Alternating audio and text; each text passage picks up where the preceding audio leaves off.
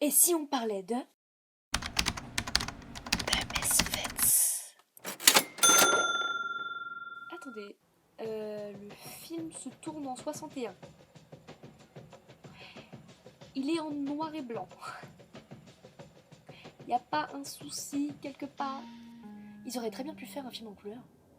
Mais non, ils ont décidé de le faire en noir et blanc. Est-ce que quelqu'un aurait une idée de pourquoi? Oui, toi là-bas. Ouais, merci beaucoup. Pour utiliser les techniques de clair-obscur afin de mettre en valeur l'un des personnages principaux du film et lui faire incarner la pureté et la splendeur. Ah, c'est pas con tout ça? C'est quoi le personnage qui symbolise le plus la pureté, la splendeur et la paix? Bah ouais, c'est Rosaline! Parce qu'elle déteste qu'on fasse du mal aux animaux et qu'elle se rebelle contre.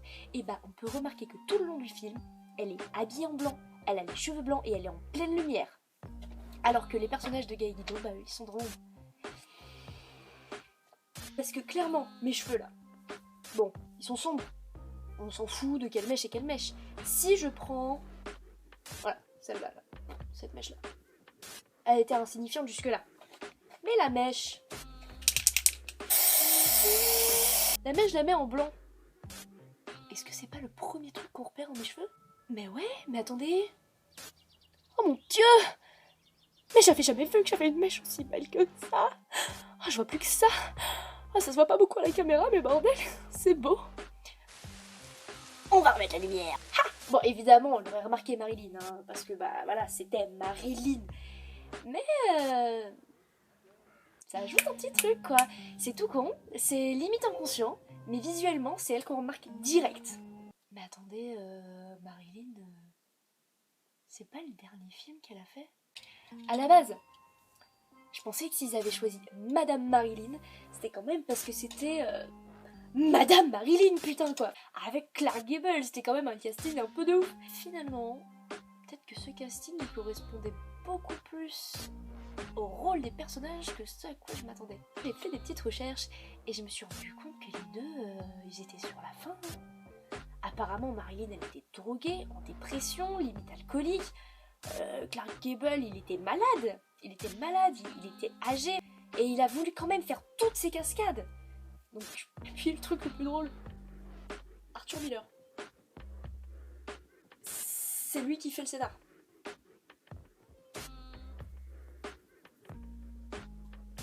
Avec Marilyn qui divorce.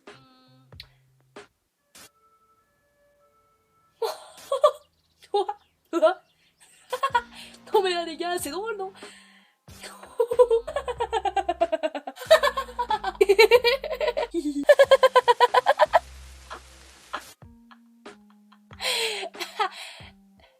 Ah non mais là faut rire. Là les gars, c'est le moment où il faut rire.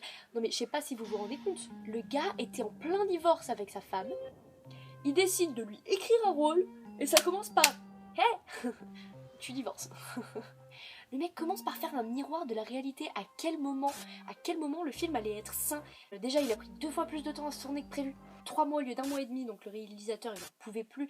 Mais voilà, son actrice était ingérable. En plus de ça, apparemment sa relation avec Clark Gable, c'était n'importe quoi. Gable était malade, les deux ensemble, c'était la kryptonite du réel, je sais pas.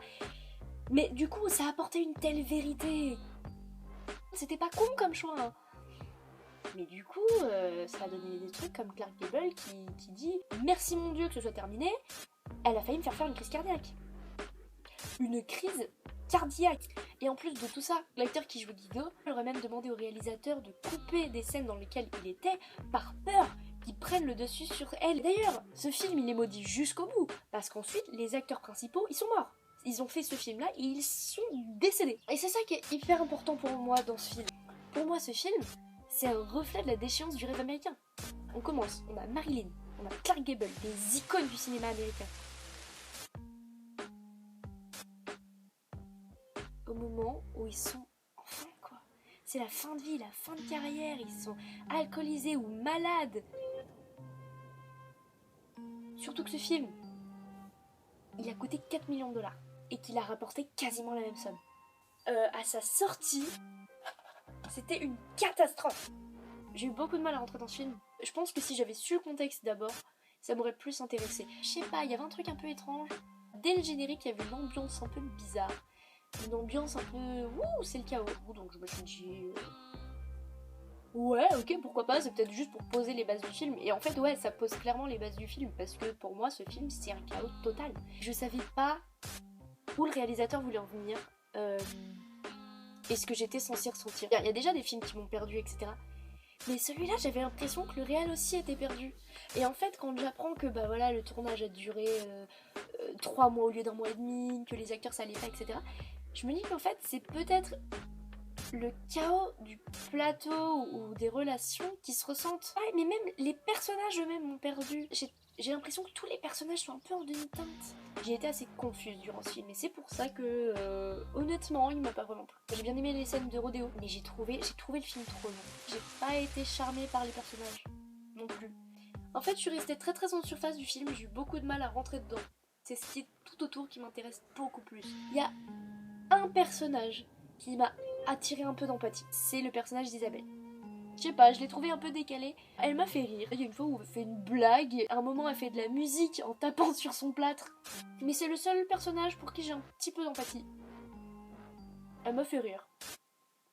Je sais pas quel était le but. Peut-être que c'était d'apporter de la légèreté. Si c'est ça, c'est réussi. Pour finir, je me suis demandé si les animaux, et plus particulièrement les chevaux, n'étaient pas une allégorie du personnage de Marilyn et de sa liberté. Déjà, elle les défend corps et âme. Ensuite, à la fin du film, Guy essaie d'attraper les chevaux parce qu'il est censé les revendre à un abattoir pour avoir un peu d'argent. On remarque déjà qu'il se fait traîner par un des chevals. Et ensuite, une des dernières images du film, c'est les 2 chevaux qui sont remis en liberté, un peu en parallèle, en face à face, avec les personnages de Rosaline et de Guy, qui sont tous les 2 ensemble. Donc je me demandais si c'était pas un petit peu un reflet de sa liberté. J'avais l'impression que c'était ça qu'elle défendait tout au long du film, c'était sa liberté, mais à travers les animaux, parce qu'elle a du mal à se défendre elle-même. Petite précision, The Misfits, c'est le titre US. Si on le traduit vraiment en français, on dirait quelque chose comme les mal faits, les mal foutus, ce qui fonctionne pas en fait. Je trouve ce titre-là beaucoup plus intéressant que le titre français, Les Désaxés. Voilà, donc en espérant que mon analyse soit complète, correcte, que vous ayez compris, je ne sais pas.